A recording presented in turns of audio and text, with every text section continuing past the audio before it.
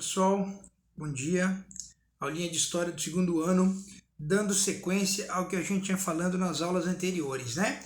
Nós falamos dos conflitos do século XX, começamos falando lá da Primeira Guerra Mundial, depois falamos sobre o período entre guerras, né? O surgimento das ideologias, tanto na Itália quanto na Alemanha, e hoje a gente vai falar sobre a Segunda Guerra Mundial, o que é esse surgimento dessas ideologias, né, tanto fascistas quanto nazistas, elas implicaram, né, para que esse novo conflito eclodisse, né, na Europa e, claro, acabasse tomando proporções de escalas mundiais, tá bom, pessoal? Vamos dar início, então, tentando entender como se deu a Segunda Guerra Mundial. Pessoal, Segunda Guerra Mundial, que é a mais comentada, né? Tem filme pra caramba, tem livro pra caramba, muita gente até se torna expert em Segunda Guerra, né? Porque é uma coisa muito falada, muito pautada, chama muita atenção, desperta muito interesse, principalmente pelas atitudes do Hitler, né? Em relação a outros seres humanos, que a gente vai falar agora na sequência. Mas vamos entender lá do início, né? Pra gente poder seguir nessa linha de pensamento aí sobre a Segunda Guerra. Lembram vocês que lá no final da Primeira Guerra Mundial, a Alemanha assina, né, o Tratado de Versalhes e é responsabilizada pela Primeira Guerra Mundial. E aí, claro, isso vai ser fator pré-determinante para o segundo conflito. Mas vamos devagar, ó. Primeira coisa, a Segunda Guerra Mundial se inicia no dia 1º de setembro de 1939 e vai durar até 8 de maio de 1945. A Segunda Guerra envolveu ao todo 72 países, tá? Mas, claro que de forma direta, nós vamos ter duas frentes de batalhas, tá, pessoal? Então, assim, ó, foram 72 países envolvidos? Foram. De alguma forma, todo mundo se envolveu. Só que, claro, mais diretamente, somente dessa forma aqui, pessoal, ó. Nós vamos dividir o estudo da Segunda Guerra, né, claro, e o combate lá, entre países do eixo e países aliados. Os países do eixo foram a Alemanha, nazista, a Itália fascista e o Japão, pessoal, lá do Oriente, tá? Do lado dos aliados, a gente começa com a Inglaterra, com a França, com a Rússia e, claro, mais à frente, os Estados Unidos. Então, aqui eu já coloquei a imagem completa aqui, mas os Estados Unidos ele vem lá já quase do meio para o fim, tá? Então, inicialmente, a gente vai ter os três países do eixo contra a Inglaterra, França e União Soviética, né?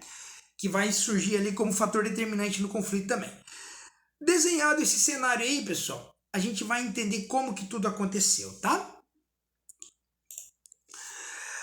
As causas da guerra, como eu já disse no início, Hitler e a Alemanha de um modo geral ficaram extremamente descontentes com o resultado da primeira, né? Lembra que o Hitler assinou o tratado, a Alemanha teve que assumir a responsabilidade do primeiro conflito e não só isso, teve que pagar uma fortuna em dinheiro para os países vencedores naquele momento da guerra, né? Que foi a Inglaterra, a França e os Estados Unidos.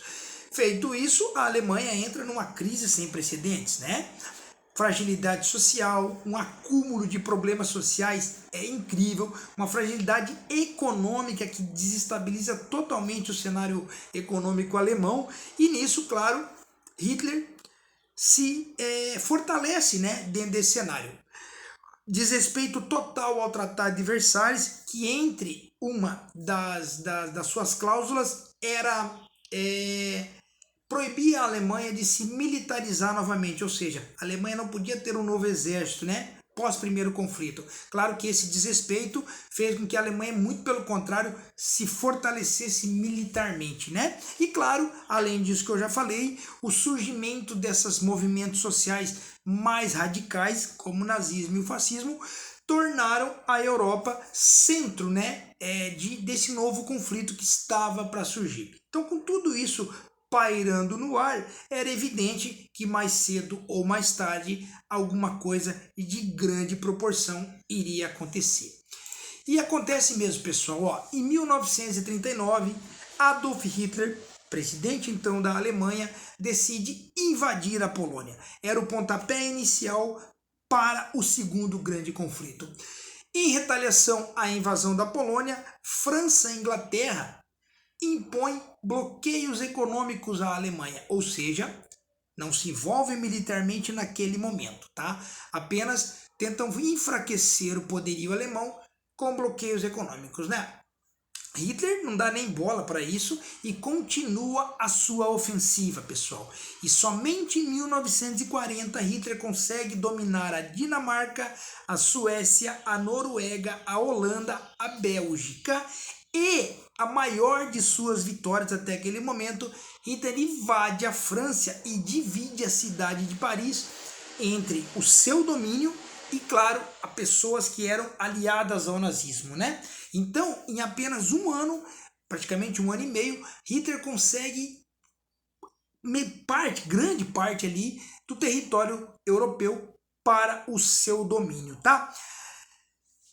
Até aí estava tudo tranquilo pro lado de Hitler. Hitler crescia muito nessas batalhas e ele tinha um sonho, né? Que para ele seria o ápice da sua conquista, que era conquistar a Inglaterra, a Grã-Bretanha. Então Hitler, através de uma tática de guerra espetacular, que a gente denomina na história de Blitzkrieg, tá? Uma palavra alemã, para ataque em massa. O que vem a ser a Blitzkrieg, pessoal? Hitler atacava ao mesmo tempo utilizando exército de solo, cavalaria, aviões e uma infantaria. Então como é que as coisas funcionavam?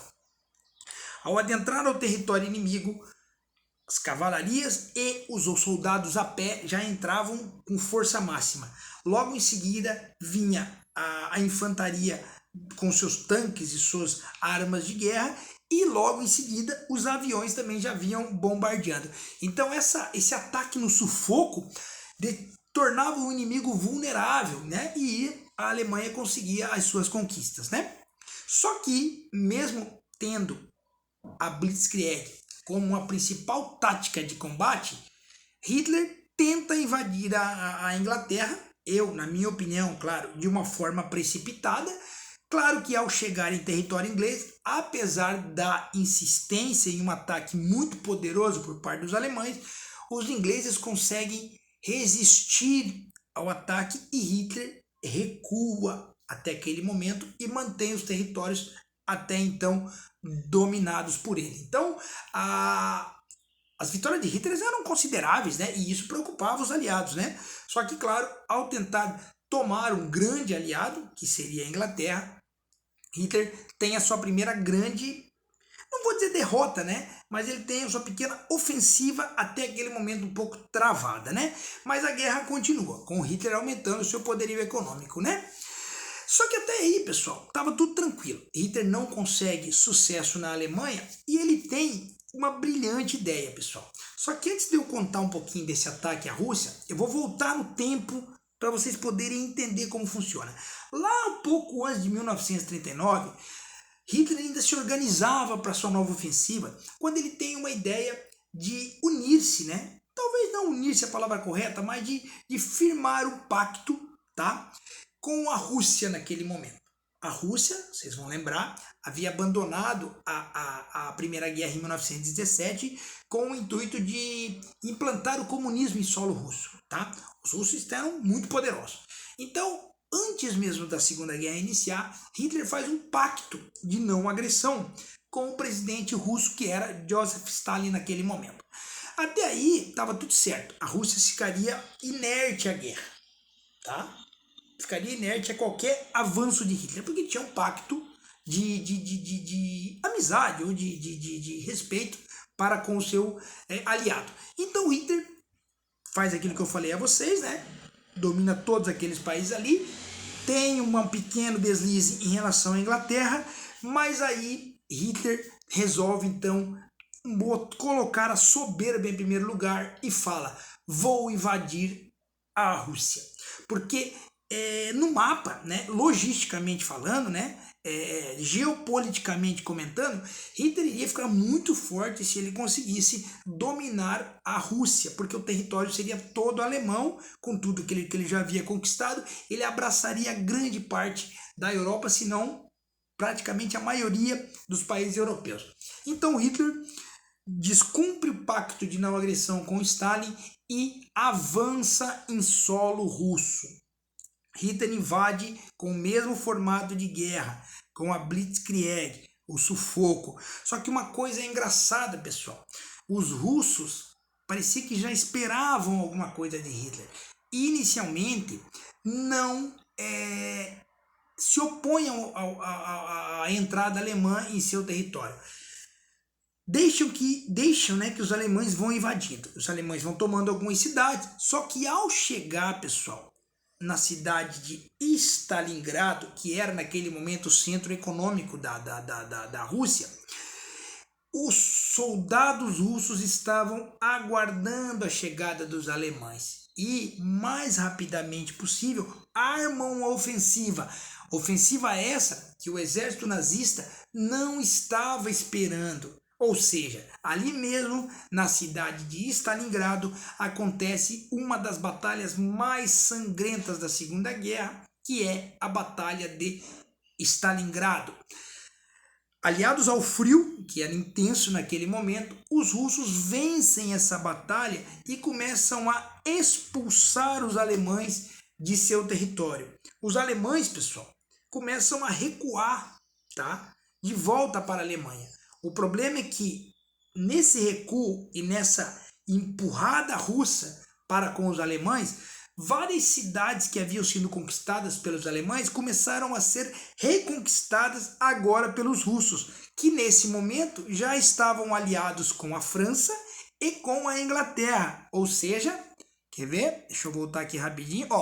Já estavam aliados com a França e com a Inglaterra, dando um cenário maior a essa fase dos aliados aqui, entendeu? Então vamos lá.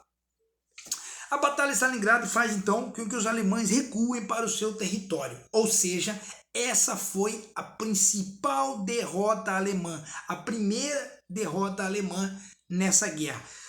Primeiro e praticamente a pior, né? Porque fez com que eles enfraquecessem todos. Perderam tudo aquilo que haviam conquistado e se acuaram em solo alemão, tá? As tropas hitlerianas, então, ficam escondidas e tentando resistir com poucos territórios que haviam lhe restados, tá bom? Vamos imaginar isso, vamos continuar analisando a guerra. Então, quero que vocês gravem essa informação que eu falei, ó. União Soviética, aliás, Rússia acuando os alemães em seu território. Em meio a isso, nós temos um outro país do eixo que aprontava lá no Oriente. O Japão, que já havia conquistado a China e a Indochina, começa a mostrar suas forças no território asiático, né? Preocupado com esse avanço japonês, os Estados Unidos, então, pessoal, estipulam um embargo econômico ao Japão. Para quem não sabe, o que é um embargo econômico? Você proíbe todos os seus países membros ou aliados seus de fazer qualquer operação comercial contra o país afetado pelo embargo. Qual é o objetivo disso? Enfraquecer economicamente o país envolvido no embargo. Então os americanos propõem esse embargo econômico ao Japão, tá? E os japoneses sentem isso, mas ainda assim, né, mantêm os seus territórios dominados. Como o embargo econômico afeta de forma significativa os japoneses então resolvem reagir, pessoal, tá? E em 1943 atacam uma base americana, um porta-aviões americano que ficava no Pacífico, chamado de Pearl Harbor, né? Então o ataque a Pearl Harbor, tá, faz com que os Estados Unidos sintam a força dos japoneses naquele momento e percebam que estava na hora de entrar na guerra de forma militar, de forma propriamente dito, partir para o embate. Então os japoneses mostram a sua força para os americanos, atacando a base de Pearl Harbor. Foi um ataque violentíssimo, um grande número de americanos mortos, mas o mais marcante nesse ataque de Pearl Harbor foi a utilização, pessoal, dos kamikazes japoneses. Os kamikazes japoneses eram pilotos suicidas que voavam ali com seus aviões e chocavam-se contra os alvos. Então eu mostrei uma imagem ilustrativa aqui para vocês entenderem, ó, do que foi o ataque Pearl Harbor, tá? Os aviões japoneses vinham e se chocavam contra a base aérea.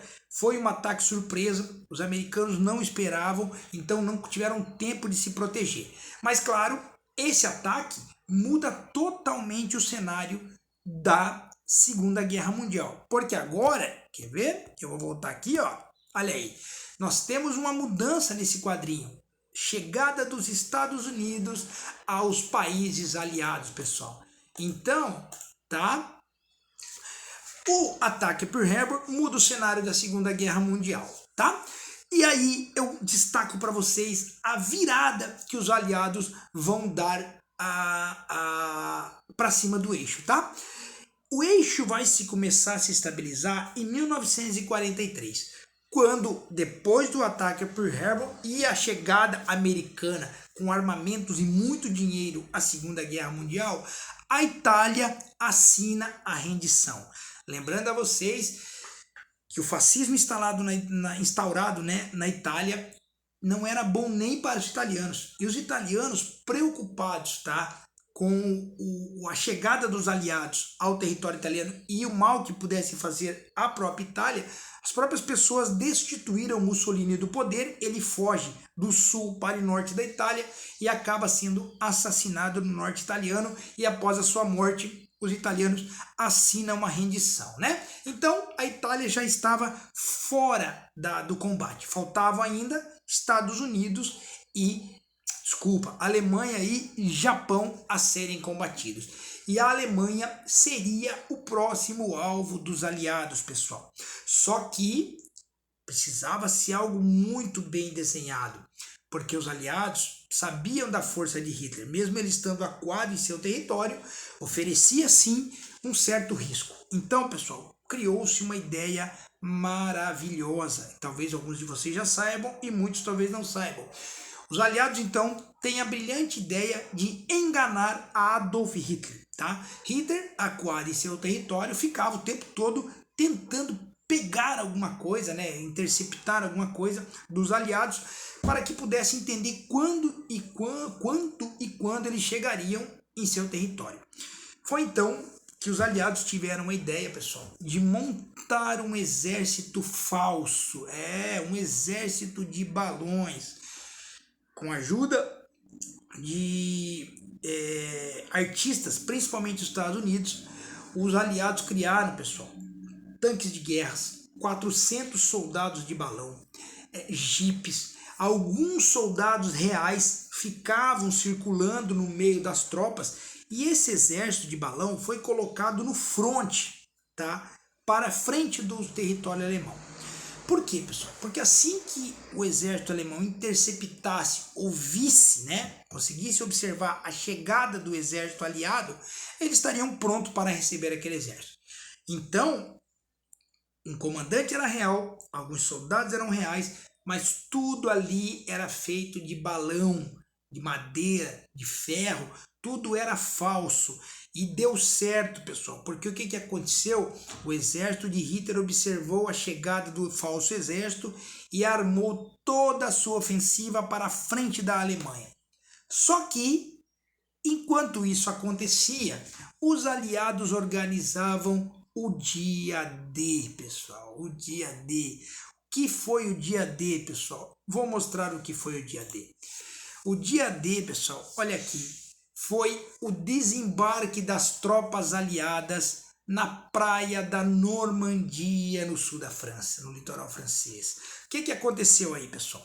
155 mil homens, 14.200 barcos, 600 navios e milhares de aviões entraram pela costa francesa e entraram pela parte de trás da Alemanha. Enquanto Hitler estava preocupado em observar a ofensiva do exército de balões ou falso montado pelos aliados, os aliados invadiram a Alemanha por trás, né? Pela parte de trás. Então o que aconteceu, pessoal? Olha que legal essa imagem aqui para vocês verem, ó. Isso aqui é uma imagem do dia D. Tamanha ofensiva que os aliados organizaram para Hitler. Quando Hitler se deu conta de que estava sendo enganado, já era tarde demais. Os aliados estavam todos em território alemão. Numa tentativa desesperada, Hitler manda armar crianças, velhos, mulheres, enfim, todos aqueles que pudessem lutar a favor da Alemanha, mas claro, isso era impossível de dar certo, não tinha como resolver isso, e foram facilmente dominados pelos aliados. Hitler então foge para um bunker, né, de segurança máxima naquele momento, mas ao perceber que seria preso, né, Hitler então se mata, toma uma ampola de cianeto ou cianureto, me fugiu o nome aqui agora, que é um veneno, e dá um tiro na cabeça ou no peito, ainda se tem um pouco de dúvida a respeito disso, e morre, tá, pessoal? Com a morte de Hitler, os aliados tomam a Alemanha, libertam a França do poder nazista e, claro, o nazismo chega ao seu final. Aí você me questiona assim, então acabou a guerra, né? Não, pessoal. Nós tivemos o fim da Itália, fim da Alemanha e ainda tínhamos o Japão. E aí, pessoal, era um assunto particular dos Estados Unidos. Uma forma de vingar pelo ataque a Pearl Harbor. E aí os americanos fazem isso aí, pessoal. Lançam a bomba atômica em duas cidades japonesas, Hiroshima e Nagasaki. E com o lançamento das bombas, né? O Japão, claro, não esperava de forma alguma isso.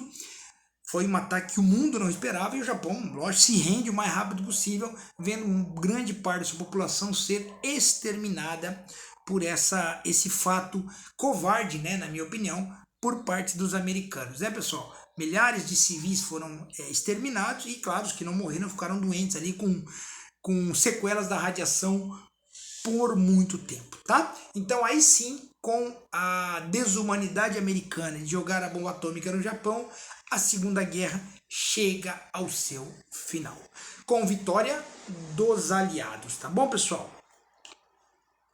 Ponto aqui, ponto aqui. Deu para entender a Segunda Guerra? Claro que eu falei muito resumidamente, né? A gente não tem tempo para seguir, daria aula aí para muito tempo a gente quer conversar, mas deu para a gente entender como se deu esse conflito aí.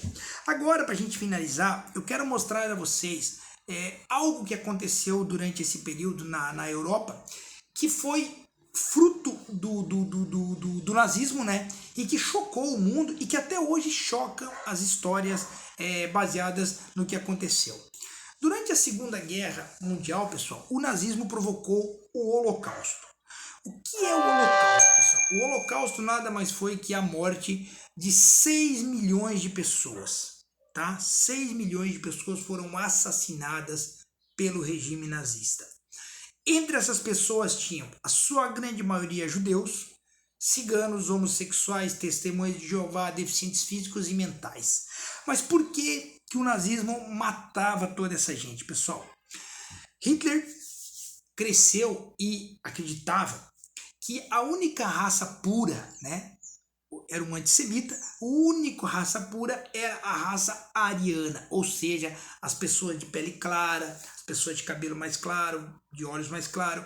Essa raça era a única raça pura e essa raça deveria gerar descendentes para o mundo. Todo mundo que não fizesse parte dessa raça deveria ser exterminada. E para isso, Hitler, durante o seu poder ali, criou diversos campos de concentração e prendia essas pessoas que não se enquadravam dentro desse cenário que eu relatei agora há pouco. Essas pessoas, dentro do campo de concentração, trabalhavam para o regime nazista durante o conflito. Trabalhavam como? Costurando roupas, trabalhando em construção de armas, enfim. Trabalhavam para manter o nazismo em alta, né? Mantendo a força do regime. Não servindo mais para o trabalho, essas pessoas eram exterminadas, elas eram assassinadas dentro, pessoal, de uma câmara de gás, que eu vou mostrar daqui a pouquinho como ela funcionava. Então o Holocausto foi, sem dúvida nenhuma, o maior assassinato em massa da história da humanidade. Tiveram outros, tá? Mao Tse Tung, outros tiranos ao longo do mundo que também praticaram muitas atrocidades. Só que, claro, dentro da Segunda Guerra, dentro desse assunto, nós vamos focar nessa atrocidade aí de Hitler. Então, é passado, não podemos, que eu creio que vocês talvez já soubessem um pouco sobre isso, mas eu quis trazer apenas para a gente relembrar esse fato e saber que Hitler era assim uma pessoa muito ruim e que praticou essa atrocidade. Então, pessoal, olha aí, ó, eu trouxe algumas imagens para vocês aí, uma pilha de judeus jogados em um terreno aí, tá? E os alojamentos, como eram, né, empilhados, muita gente doente, muita gente morria por doença. E como eu falei a vocês, os que não morriam por doença eram exterminados nas câmaras de gás. Para a gente finalizar, essas câmaras de gás funcionavam da seguinte forma, pessoal. Os judeus trabalhavam o dia todo e no final do dia eram, dito a eles, né, eram convencidos a que iriam se banhar. Tiravam toda a sua roupa e entravam ali por um lado da câmara de gás, e a por momento que a câmara estava repleta já de judeus, no quais aguardavam eles para um banho, claro que depois isso foi desmascarado, eles já mesmo sabiam que iam morrer, era liberado um gás tóxico, né? Esse gás tóxico ficavam ali por um tempo e morriam todos que estavam ali dentro. Os que não morriam eram retirados, depois jogados novamente. Os que morriam eram retirados ali em carrinhos, né, de mão e jogados em valas comuns para serem enterrados ou até queimados, né, para não proliferar a doença. Então, esse foi o Holocausto, um dos momentos mais impressionantes e mais marcantes da Segunda Guerra, que durante muito tempo, né, persistiu na Europa, e hoje, claro, os campos de concentração estão lá na Europa para serem visitados como artigos de museu, ainda bem, né, pessoal? História essa que não deve ser esquecida jamais e que, claro, devemos sim, como seres humanos, nos envergonharmos dessas atrocidades, mesmo não sendo nós responsáveis por ela, mas devemos sim tomar partido disso, ficar frente a isso e nunca, de forma alguma, tentar encontrar argumentos para defender regimes como nazismo ou fascismo. Tá bom, pessoal? Show de bola, muito obrigado por essa aula, espero que tenha sido produtiva e semana que vem a gente volta com um novo vídeo do segundo ano, tá bom? Muito obrigado e qualquer dúvida estou à disposição.